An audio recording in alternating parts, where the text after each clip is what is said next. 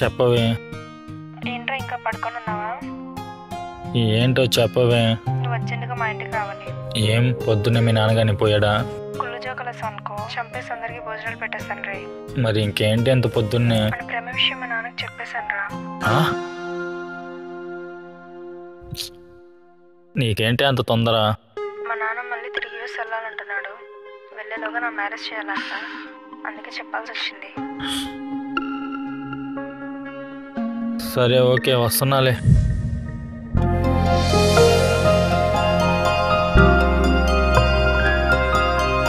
మా నాన్న అడిగిన దానికి జాగ్రత్తగా సమాధానం చెప్పు. నేనేమి ఇంటర్వ్యూకి వెళ్ళటం లేదు, జాగ్రత్త అంటున్నా. చాలే నీ కుళ్ళు జోకులు రా. నువ్వు చెప్పిన సన్నిహితనేనమ్మా? అవును డాడీ. కూర్చోండి. ఏం చేస్తుంటావు? ఎంబీఏ అయిపోయింది అంకుల్, జాబ్ సర్చింగ్లో ఉన్నాను. యాక్చువల్లీ జాబ్ వచ్చిన తర్వాతే చెప్దాం అనుకున్నాను, అంతలోపు తను చెప్పాల్సి వచ్చింది. జాబ్ లేదు, కనీసం ఆస్తైనా ఉందా? ఆస్తి అంటూ ఏం లేదు అంకుల్, నాన్నగారు కట్టించిన చిన్న ఒక ఇల్లు ఉంది, అందులోనే అమ్మ నేను ఉంటున్నాం. జాబ్ లేదు, ఆస్తి లేదు, నీ చేతుల్లో నా కూతుర్ని ఎలా పెట్టను? తను నీతో ఉంటే హ్యాపీగా ఉంటుందని ఎలా అనుకోను? నా కూతురు నేను ఇష్టపడిందని ఒకే ఒక కారణంతో నీకు ఒక ఆఫర్ ఇస్తున్నాను. చెప్పండి. నువ్వు మాతో పాటు యూఎస్ రావాలి. నీకు మంచి జాబ్ ఇప్పిస్తా, నా కూతుర్ని ఇచ్చి పెళ్లి చేస్తా. వీసా, పాస్పోర్ట్ అన్నీ నేను చూసుకుంటాను, కానీ దానికై ఖర్చు మాత్రం నువ్వే పెట్టుకోవాలి. డాడీ, అంత డబ్బు తనేలా అరేంజ్ చేసుకుంటారు? చెయ్యాలి. ప్రేమ అంటే ఫ్రీగా వస్తుంది, కానీ దాన్ని దక్కించుకోవాలంటే కొంచెమన్నా కష్టపడాలి. అయినా ఆ మాత్రం పెట్టలేని వాడి చేతిలో నా కూతుర్ని ఎలా పెట్టను? సరే అంకుల్, నేను అరేంజ్ చేసుకుంటా. ఒక్క నిమిషం. అప్పే చేస్తావో దోస్తులను అడుగుతావో 3 డేస్లో అరేంజ్ చేసుకో. చేసుకుంటే 1 వీక్లో నువ్వు మాతో పాటు యూఎస్ వస్తావు. నువ్వు మాత్రమే. అర్థమైంది అనుకుంటా. ఏంట్రా మామ, ఏంటి విషయం? చాలా హ్యాపీగా ఉన్నావే. ఏంటి మామ, లైఫ్ సెట్ అయిందా? జాబ్ కొట్టేసావా? లైఫ్ వైఫ్ రెండు సెట్ రా మామ. అవునారా మామ, నిజమా? అవునరా మామ, స్వప్న వాళ్ళ నాన్న యూఎస్ వచ్చామన్నాడు, తన కూతుర్ని పెళ్లి చేసుకుని అక్కడే ఉండిపోమన్నాడు రా. మరి అమ్మని ఎలా చేస్తావరా? అమ్మని తీసుకొని వెళ్ళాలని నాకు ఉందిరా, కానీ వాళ్ళు నన్ను మాత్రమే రమ్మన్నారు. మరి ఆవిడ ఒంటరిగా ఎలా బతుకుతారా? అదేముందిరా, హోల్డేస్ ఉంటున్నాయి కదా, ఒక మంచి దాంట్లో ఉంచుతా, నెల డబ్బులు పంపిస్తా, అక్కడే హ్యాపీగా ఉండిపోద్ది. ఎక్స్క్యూజ్ మీ బ్రదర్,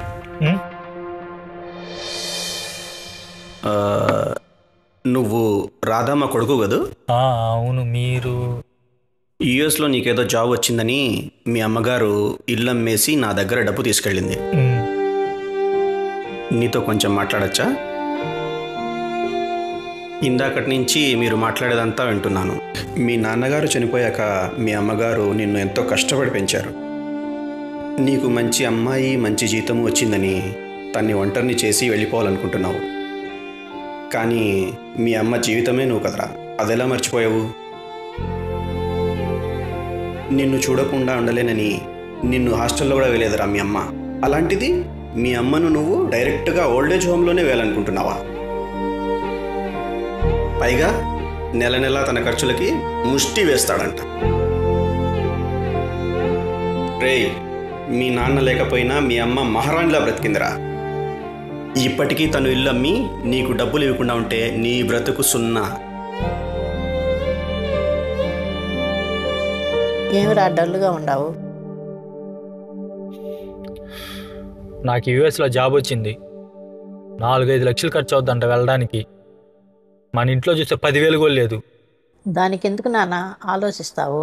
ఇల్లుంది కదా, అమ్మేస్తాము, హ్యాపీగా వెళ్ళి కట్టేసే. ఇల్లా? నాన్నగారి జ్ఞాపకార్థం అంటివే, ఎలా అమ్మేస్తావు?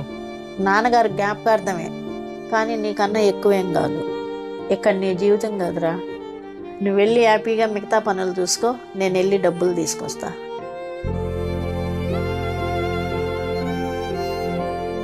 పేరెంట్స్ ఉన్నంతకాలం తమ పిల్లలకి ఎలాంటి కష్టం రాకుండా జీవితాంతం కష్టపడి పెంచుకుంటారు. తిరిగి మీ దగ్గర నుంచి ఏమీ ఆశించర్రా. చివరి క్షణాల్లో తమ పిల్లలు పక్క నుండి కాస్తంత ప్రేమను పంచితే చాలు, హ్యాపీగా చనిపోవాలనుకుంటారు.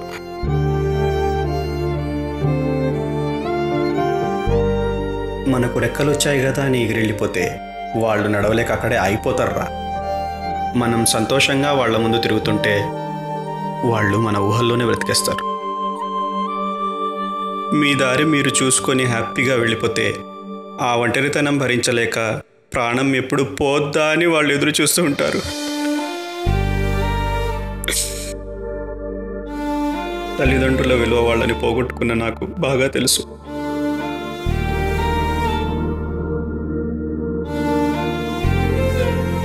ఇప్పటికైనా తల్లిదండ్రుల విలువ తెలుసుకొని బతకండి రా.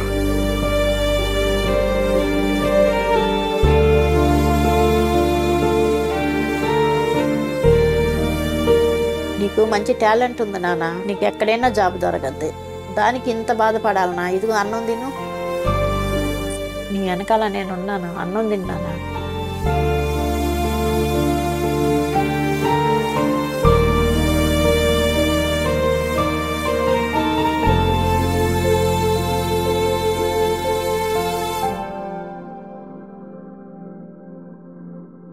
ఇదిగోరా నీ వీసా. 2 డేస్లో మన ప్రయాణం. నాకు చాలా హ్యాపీగా ఉంది. శైలు, నేను రావట్లేదు శైలు. అదేంటి సడన్గా అంతా ఓకే అయిపోయాక మాట మారుస్తున్నావు? మాట కాదు, నా మనసు మార్చుకున్నా. వెళ్ళిపోదాం రా, అక్కడ మనం హ్యాపీగా ఉండొచ్చు. మనం అంటే నువ్వు నేను. లేదు శైలు, ఇక్కడ మనం అంటే నువ్వు నేనే కాదు, నాతో పాటు మా అమ్మ కూడా. నేను నీకు కావాలి అంటే నాకు జాబ్ వచ్చేంత వరకు వెయిట్ చేయి, పెళ్లి చేసుకుందాం. లేదు నేను మీతో రావాలి అంటే మా అమ్మ కూడా నాతో వస్తుంది, కలిసి బతికేద్దాం.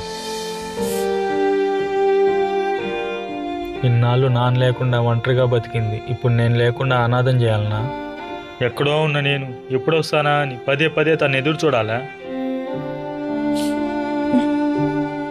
మా అమ్మ చిన్నప్పటి నుంచి నా కోసమే కష్టపడింది, ఇంకా నుండి నేను మా అమ్మ కోసం కష్టపడాలనుకున్నాను. ఇప్పుడు కూడా నా జాబ్ కోసం డబ్బులు కట్టాలి అనగానే ఉన్న ఒక్క ఇల్లు అమ్మేసి నా కోసం డబ్బులు తీసుకొని వచ్చింది. ఉన్న ఇల్లు అమ్మితే తను ఎక్కడుండాలో అన్న చిన్న ఆలోచన కూడా తనకి లేదు.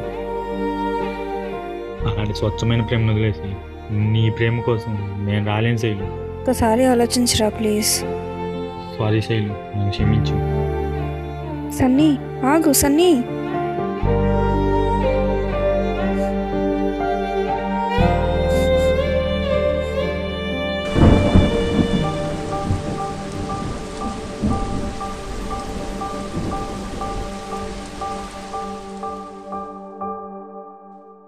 ఏం చేయాలో అర్థం కావట్లేదు. దేశం కానీ దేశం వెళ్తున్నాడు నా కొడుకు. బట్టలు కొనాలి, మంచి మంచి బట్టలు కొనాలి. నాన్న వచ్చావా నాయనా? ఒక్క నిమిషం.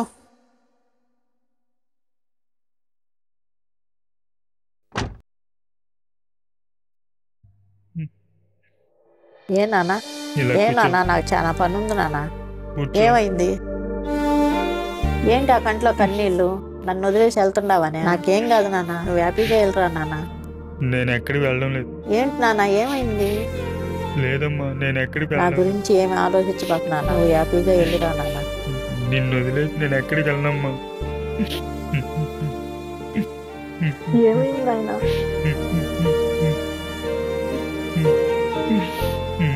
నన్ను క్షమించమ్మా. నాకు నీకన్నా ఏది ఎక్కువ కాదమ్మా. ఏమైంది ఆయన?